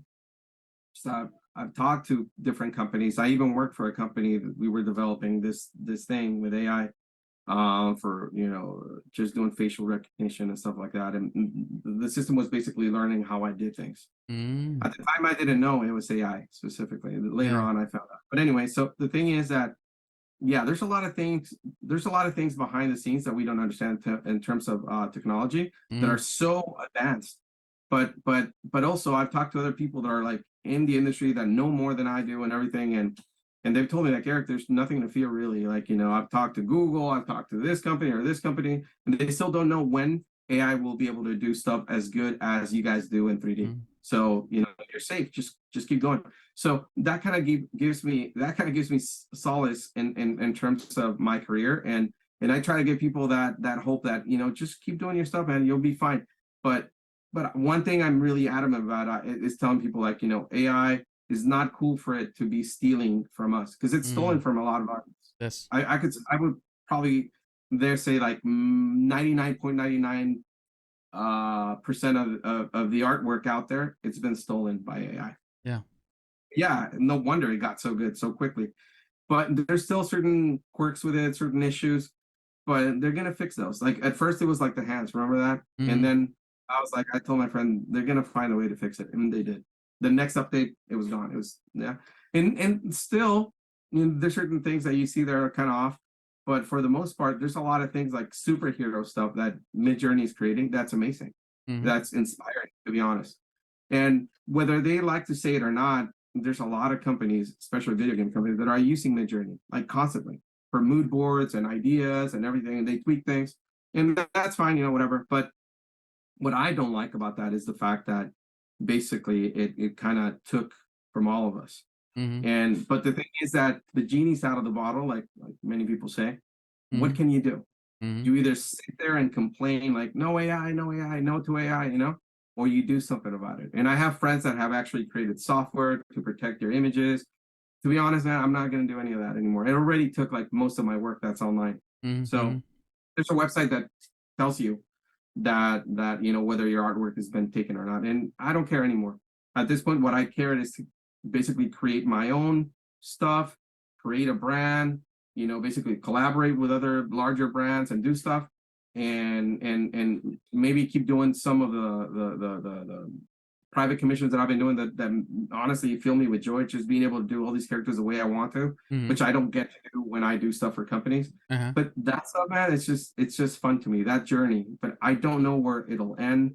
I don't know if it'll end at all, unless I die, whatever, obviously. But whether that happens or not, that's not keeping me awake at night.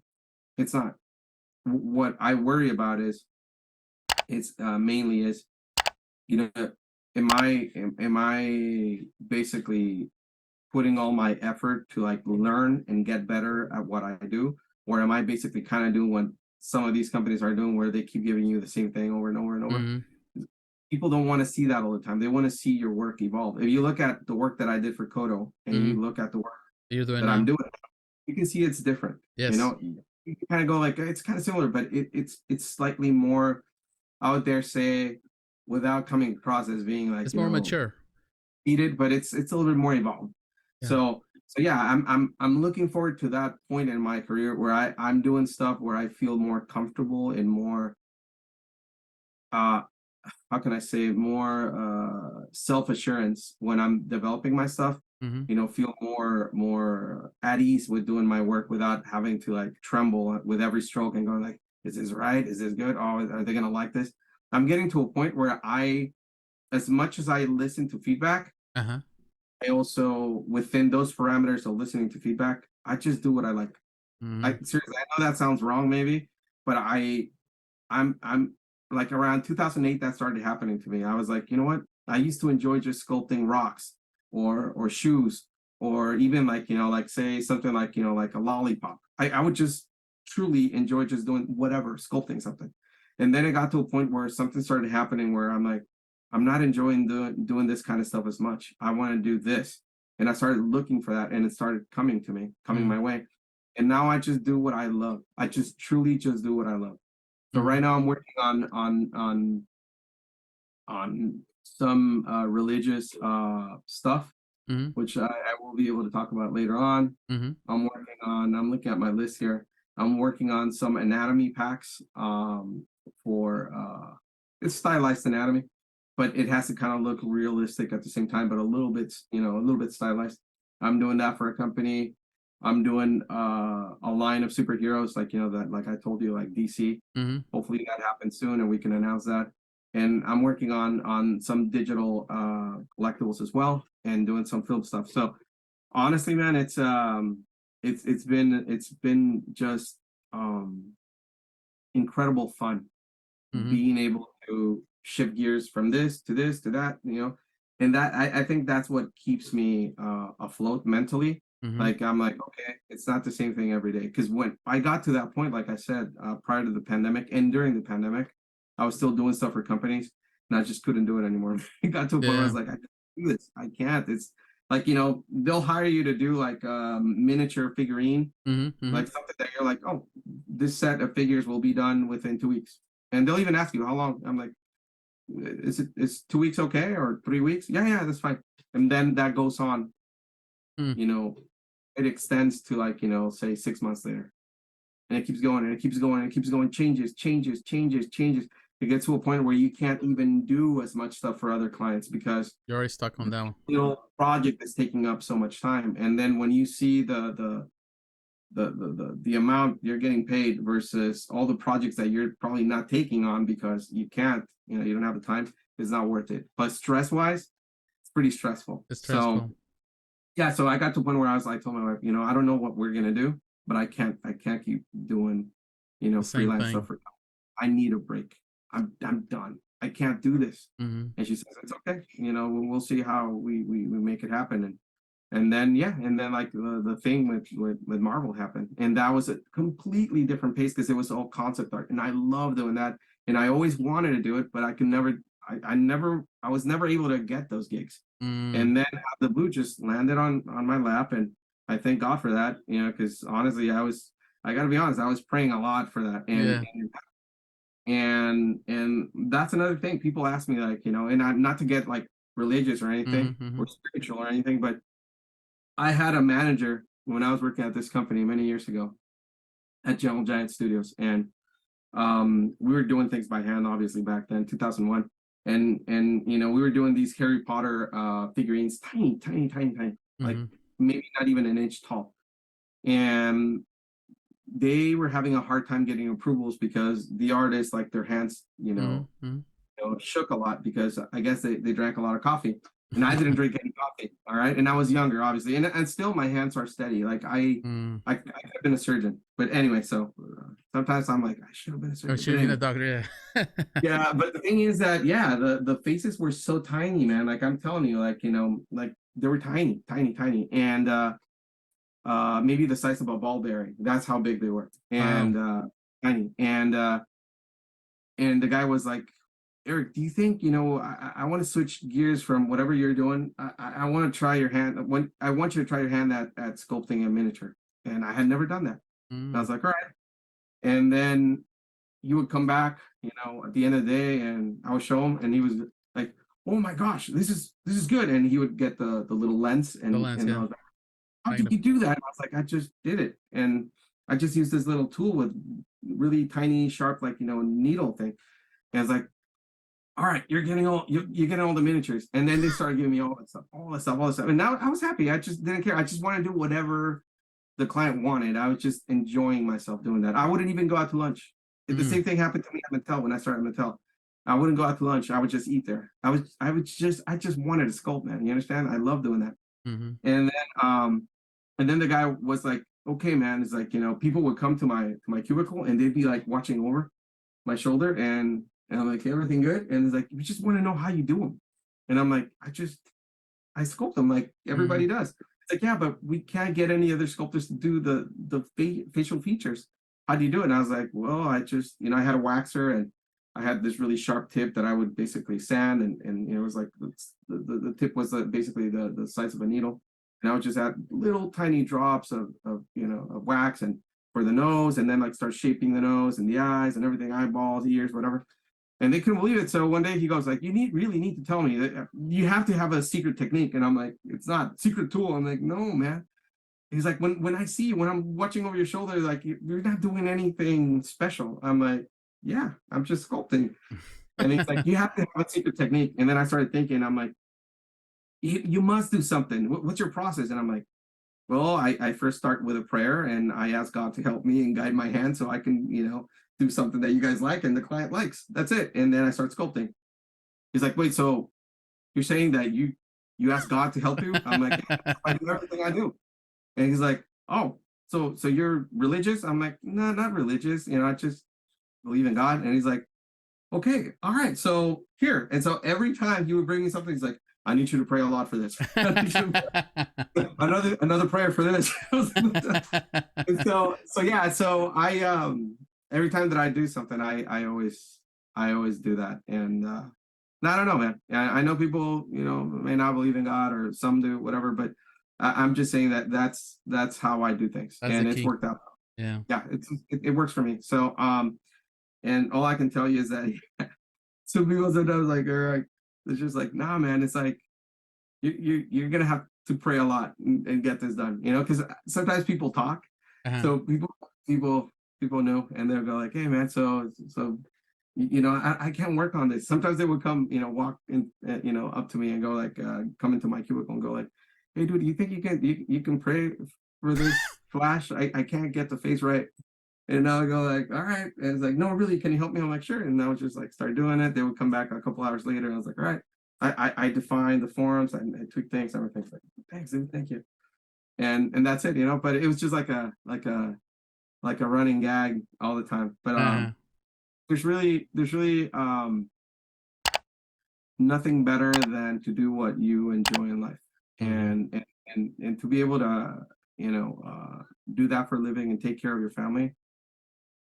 That's the best thing. So for that, I will always be grateful to, everyone involved in allowing me to, or helping me to achieve this, be Yeah. it my wife or my kids or my mom, my dad, my teacher, that got me into Mattel, or the people at Mattel, the sculptors at Mattel, the people that buy the stuff that I do, so I will always be grateful. So that's why I try to spend a lot of time just reaching out to people, or when they reach out, try Mm-hmm. to answer. Sometimes it's very tough. I got to tell you, Yeah. because sometimes I'll be answering, like, say a few of the messages, and then like I come back, like maybe next day, and they're buried under a bunch more, which is cool, and I appreciate that, but I can't keep up. It's very tough. It's very So tough.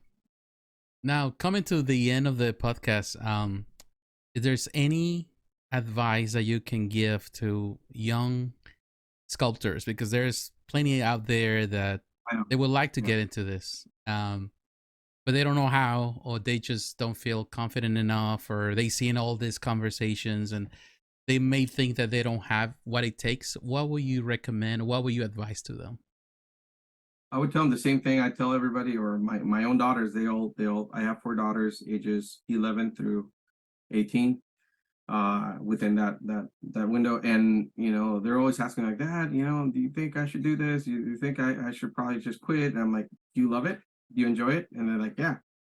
Do you want to do this more than anything else, or is there something else that you would like to do more than drawing every day or sculpting? No, this is it. So okay, you just keep practicing. And I you can't really tell, but I have a bunch of books, like a ton of books. And I get every time there's something new. Like right now, I just ordered the pre-order for I think it's a pre-order for the Spider-Verse, Across the Spider-Verse. So I'm always buying books, and they get to use them. We share them, and they have tons of them in their own rooms, and they're always drawing like constantly. So I always tell them like, just in order for you to get, because I have a daughter that specifically loves to do a lot of anime, and I've told her many times, if you want to get really good at anime, you shouldn't be drawing anime as much. And she's like, what? I'm like, yeah, you need to learn the foundation. The foundation is realistic anatomy. Learn realistic anatomy. Once you know the rules, like what I said before, then you can bend them into whatever style you like. And this is like basically stylized anatomy.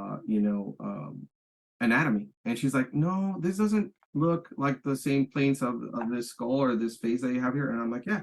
And then I'll show her, and then I start drawing, and I'm like, see, every single element that you see here, it's here in this anime face. It's just more subtle or more blended, but it's all there. If you know how to do this, like, and I told her, like, I've been studying the work of Japanese sculptors for years, for many years, since the 90s, early 90s. And these guys would go to schools where they learn how to sculpt or draw the David. Once they know how to do that, they can replicate something like that.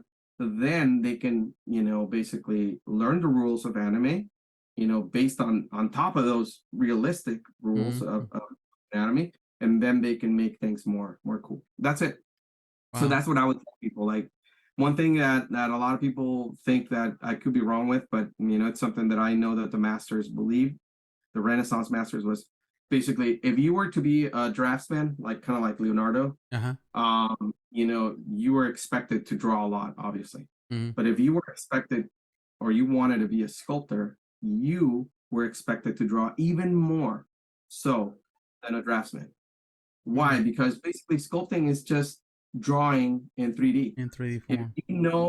If you know where the hidden ear is in your head, then you'll be able to, basically more easily sculpt it. So you need to know these things. Once you know the foundations of anatomy, then it becomes really like real easy to actually like skew or tweak or stylize it. But I know a lot of sculptors that are amazing at what they do, but all they can do is like, say, animated style characters, like, really amazing stuff. Like, but if you ask them to do a realistic portrait, they get lost because all they know is the deformed proportions of caricature or animation. But there's on the same on the basically on the other end, there's people that do amazing realistic things, and then you tell them like, okay, draw me a Mickey Mouse. They cannot do that to save their lives. What I tell my kids is like, because I've been introducing them to this show called The Oldest One. My daughter's like Heroes. Do you remember the show Heroes? Yes. So I told her, like, do you remember that guy Peter Petrelli? And she's like, yeah, the guy that gets close to people and absorbs their powers. I'm like, yeah. I'm like, that's my power. Like, I basically go to Japan, see what they're doing. I take notes, I take pictures. I'm like, oh, this nose. I do that on my phone. And I'm like, oh, and I come back home. And the first thing I do, I implement that into something, a new piece or something. And then as I do that, I absorb that. It becomes part of my subconscious. So when I do something, it's there. So that's it. That's it. It's like basically grab as much information as you can in terms of foundational information. Like for anatomy, make it part of your hard drive. And then as you get better at that, also practice the stylized style or whatever that you want to achieve. Like if you want to be a comic book artist, then that's still stylized. Then go for that. Practice that as well. But every day, practice realistic human anatomy. And that's what I do. I do a lot of like exercises, like squats 3 times, 4 times a week of real human hands, real human like features, like just serious, like realistic style. And then like throughout the day, I apply that into my stylized artwork, and it helps and it makes you better. But if you don't have a foundation based on realism, then your work will suffer. Because everything that you do, I don't care which style it is, be it chibi anime or just like, whatever type of anime or, comic book or, European art, kind of, comics, everything's based on real anatomy. Once you know the rules, you can bend them, you can even break them. You can even like make them explode. It doesn't matter. But once you know that, and you're set. So I always tell people practice the foundational anatomy. And once you do that, once you get the hang of where everything goes, then you can tweak things, exaggerate things, and it'll work. But yeah, practice every day, like like your life depends on it. And usually you don't have to tell that to someone that just like basically does this because they love it. Because sometimes you even have to tell them like, you need to stop, dude. You need to go eat. Because that happens to others, that happens to me. But when someone is just doing it because they're thinking, when they approach me, they go like, how much money can I make off of this? And then I look at their portfolio and I'm like, this is not going to last, because he might be inspired for a while just because he's thinking of a check. But once once things get harder, then he might go like, you know what, this is too tough. But when you love something, you stick to it, be it a relationship, be it art, be it a job, career, whatever, man. Once you love something, you stick to it. It's a natural thing. No one has to tell you to stay there. It's just something you want to do. And it's the same thing. And that's what I do. I love doing this. And I hope that the people that are listening, like, if they really truly think, and this is something I ask my daughters, like, is this something that you would do for free? And they go, yeah, if I could, if I didn't have to eat, if I didn't have to pay for a house, yeah, I would do it for free every day. I would just do it. And because I tell them, like, if you had $10 million and you didn't have to work the rest of your life, what would you do? Art. That's what they tell me, art. Okay, so then just keep doing it. And eventually you'll find the way. You'll find the right people. You'll connect. Another thing that's really important, aside from practicing art, is networking. Networking. It's not just that I know artists that are incredible, man, but they don't get work. And I'm like, how can you not get work, dude? This is amazing. If I had the money, I would just like, hire you all the time. The thing is that they don't know how to network. So people don't even know they exist. I have friends that are amazing. Like I have this friend in Spain. I love him. I hope he doesn't get angry at me for saying this, but he's an amazing guy. Just an amazing human being, incredible artist. He can do any style. Like I can do any style. He can do any style. The thing is that he doesn't really go on social media. So people don't know who he is. And he's got like film credits and everything, and he's incredible. He's just the most amazing guy, which reminds me that I need to call him. But anyway, he started doing that more and more, and now he's getting more likes and more, interaction with people. That's what you need to do. Just because you are good at something, it doesn't mean that everybody has to know who you are. Because I'm good and that's it. People should know. If I posted a couple of times, people should know. No. That's part of your job. You need to post. I'm always posting, and when I can't post things, because sometimes I'm not allowed by the client, and that happens 99% of the time. They don't allow me to show any work in progress or something. I basically just post memes. and you know what? I want to make people laugh or whatever. Sometimes I'll post something more serious, like something spiritual or whatever. But the whole deal is that you need to interact with people. Yeah. That network has to be alive. If you stop doing that, especially with social media algorithms, like I've seen it, my followers start like kind of dissipating. You don't want to. You want to keep showing your stuff, because that is as important as creating your art. If you don't have an audience, then doesn't matter how good your art is. Yeah. But you won't eat. That's right. You won't get work. That's it. So they go hand in hand. Learn more about social media, learn about the algorithms, learn about the hashtags, which sometimes I don't even use, because I've come to realize that sometimes you don't even need the hashtags anymore on Instagram.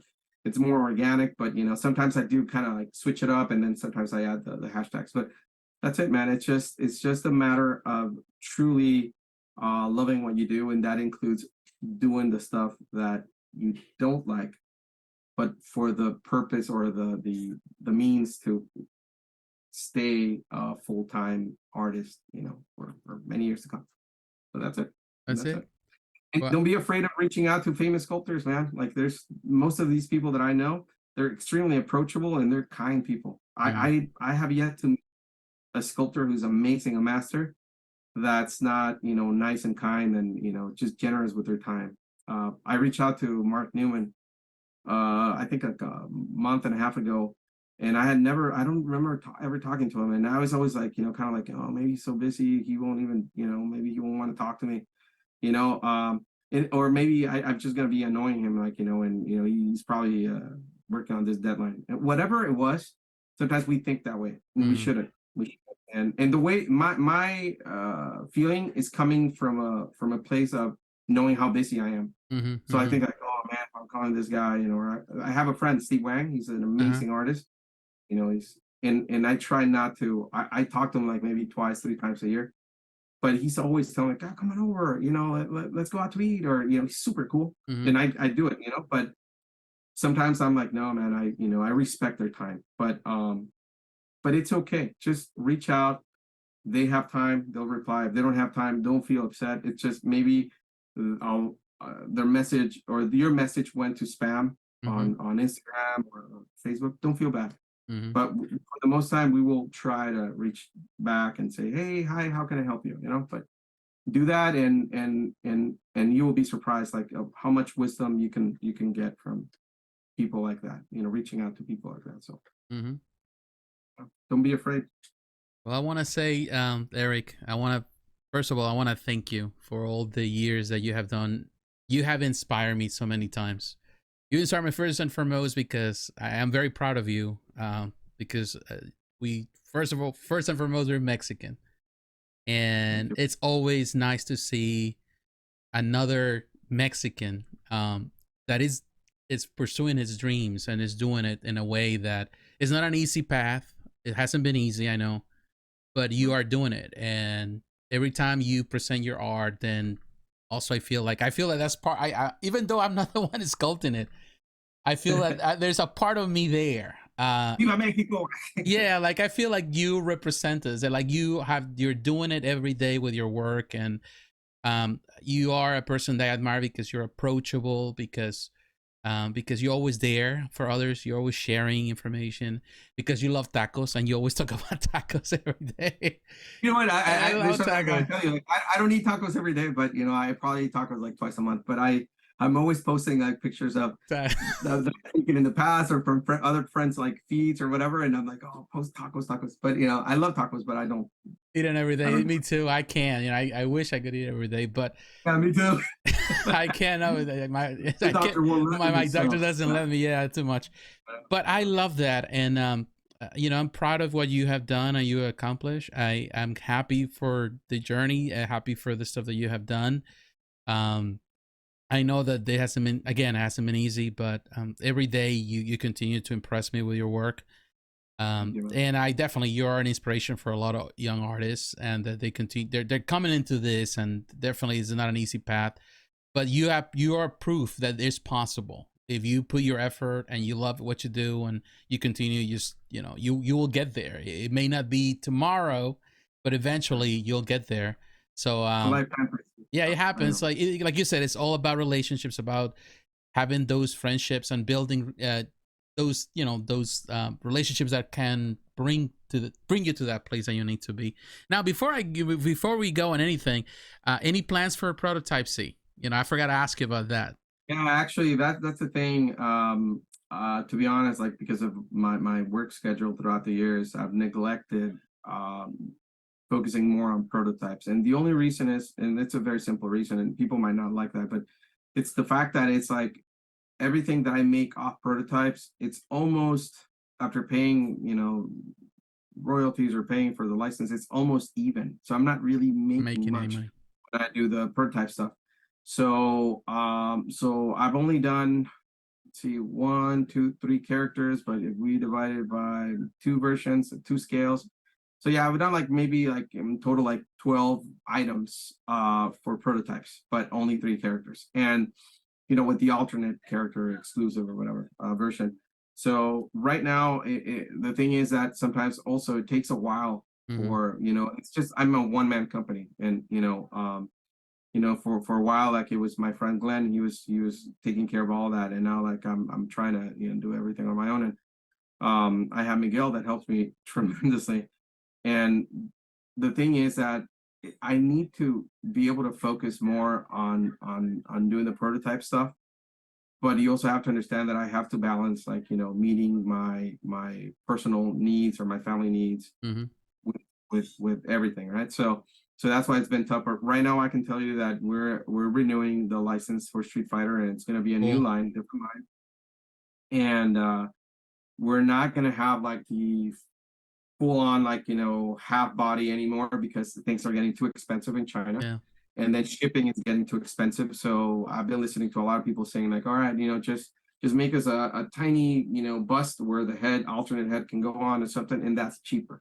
So I'm thinking of doing that, and hopefully, like, you know, people will appreciate that. And right now I'm hoping that probably our next release will be something big, like something like either Zangief Okay. or you know, either that or Sagat. So I'm hoping. So, but I'm just waiting for their feedback, Mm-hmm. and hopefully, if that happens, we'll be making an announcement soon that, you know, for the new line. Okay. And we'll see. We're working with this new factory, and, you know, hopefully this factory is a lot faster, because we're working with other different factories, and they're slow, man, because we're just a little guy. So I guess Yeah. priority is not given Those are to the big us. companies. Yeah. Yeah, exactly. So. Yeah, but thank you very much, Eric. And again, and I will have, for everyone that is watching this and listening, I will have the links in the description to follow Eric. If you are listening to this, you're watching this, but you don't know Eric, and you've been listening to this for 2 hours, I will have the links for you to, you can follow him social media, you can see his work, and you can actually approach him as well and reach out to him. Like you mentioned, he answers. It may not be right away because he's a busy person, but he will answer, and I can attest to that because he does that to me. He always answers, and he's always kind with his responses. But I want to say to everyone, I want to again thank you very much for supporting this podcast. This is the season finale. Stay tuned for the next season. You'll have more information by the end of the year. We'll let you know. We'll bring more guests and more interviews. But I want to say to all of you, thank you very much. God bless you. Once again, Eric, thank you. God bless you too. And I have everyone. a question. Yes, sir. Can I come back for next season when I have Thundercats? Oh, yeah. Oh, yeah. You can come anytime you like. You just let me know whenever, and I'm ready for you. Thank So you, man. thank you, everyone, and God bless. Bye-bye.